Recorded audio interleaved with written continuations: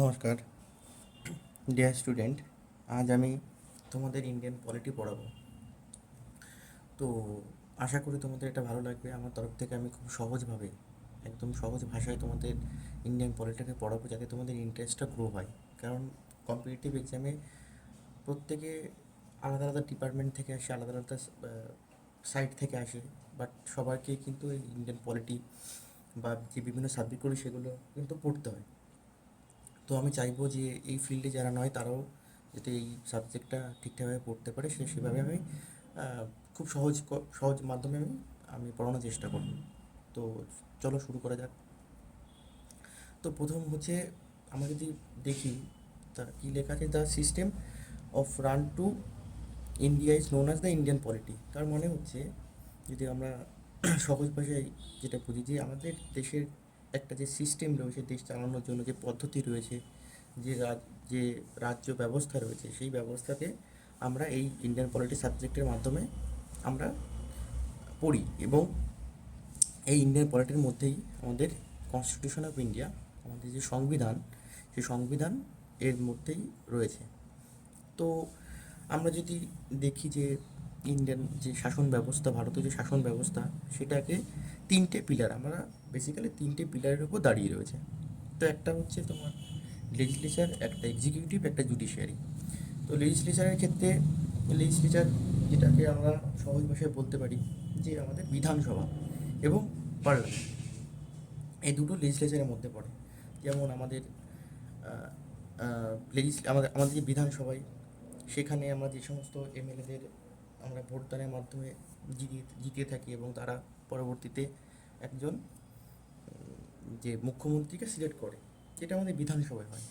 আর পার্লামেন্টে কী হয়, পার্লামেন্টে আমরা যে লোকসভায় যেখানে আমরা ভোটদানের মাধ্যমে এমপিদের মানে আমরা জেতাই, এবং সেখান থেকে সমস্ত এমপিরা মিলে প্রধানমন্ত্রী সিলেক্ট করে। তো আমাদের উদাহরণস্বরূপ আমরা বলতে পারি যে লেজিসলেচারের মধ্যে আমাদের স্টেটের মধ্যে মমতা ব্যানার্জি রয়েছে সিএম। আর পার্লামেন্টের মধ্যে, পার্লামেন্টে কে রয়েছে, আমাদের লোকসভার মাধ্যমে আমরা কাকে জিতিয়েছি, এখন প্রধানমন্ত্রী নরেন্দ্র মোদী। ব্যাস, এটা হলো। এর পরবর্তীতে আরেকটা ফাংশন রয়েছে এক্সিকিউটিভ। তো এক্সিকিউটিভ কী জিনিস, এই লেজিসলেচারে মানে বিধানসভা বা পার্লামেন্টে বিভিন্ন যে কোনো আইন পাস হয়, তোমরা রিসেন্টলি শুনেছো সিএ আইন, যে কোনো কনস্টিটিউশন অ্যামেন্ডমেন্ট, বা যে কোনো ড্রাইভিংয়ের ক্ষেত্রে, বা পর্যটন শিল্পে, বা বিদেশ মন্ত্রকের মাধ্যমে, বা যে কোনো কিছুর মাধ্যমে আমরা একটা দেশের যদি কোনো রুলস মেকার, অ্যাকচুয়ালি এই এমপি এমএলএদের রুলস মেকার বলা হয়, কারণ এরা দেশের জন্য রুলস তৈরি করে। কোথায় কোথায় রুলস তৈরি করে, হয়তো বিধানসভায়, না হলে পার্লামেন্টে। হলো এটা। এরপরে এই সমস্ত যে রুলসগুলো, সেগুলোতে শুধু বানালে হবে না, এগুলোকে অ্যাপ্লাইও করতে হবে। এবার এগুলো কারা অ্যাপ্লাই করবে, এগুলো অ্যাপ্লাই করবে হচ্ছে গভর্নমেন্ট এমপ্লয়িরা। তাদের মধ্যে কারা রয়েছে, তাদের মধ্যে উচ্চস্তরে যদি দেখা হয়, বিভিন্ন রকম সেক্রেটারি রয়েছে প্রত্যেকটা ডিপার্টমেন্টে।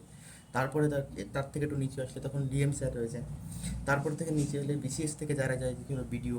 তারপর আরও নিচে এলে পঞ্চায়েত স্তর। তাহলে আমাদের জনসাধারণের মাধ্যমে সেই যে নিয়মটাকে, সেটাকে লাগু করার জন্য এই লেজিসলেচারকে হেল্প করে হচ্ছে এক্সিকিউটিভ। এরা গভর্নমেন্ট অফিসিয়াল, এরা কিন্তু স্থায়ী।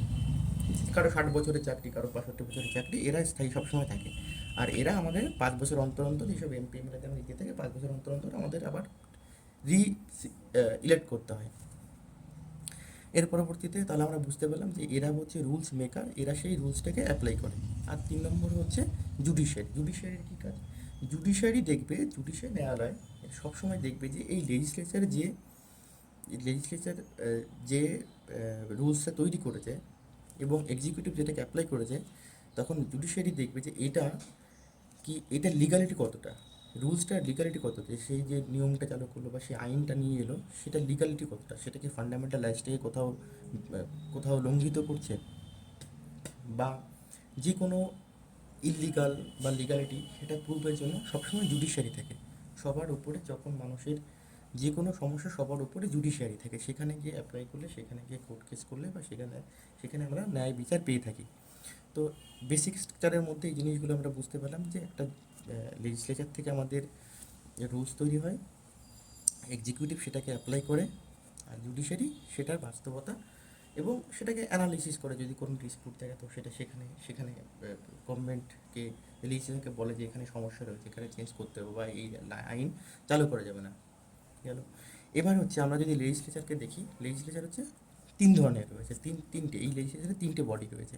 একটা হচ্ছে সেন্ট্রাল বডি, সেন্ট্রাল লেভেলে রয়েছে যেটা যেটা ইউনিয়ন গভর্নমেন্ট, যেটা আমরা যদি উদাহরণ হিসেবে বলতে চাই মোদি গভর্নমেন্ট যেটা রয়েছে ইউনিয়ন গভর্নমেন্ট। স্টেট গভর্নমেন্টে আমাদের ওয়েস্ট বেঙ্গলে কী রয়েছে, মমতা ব্যানার্জি রয়েছেন।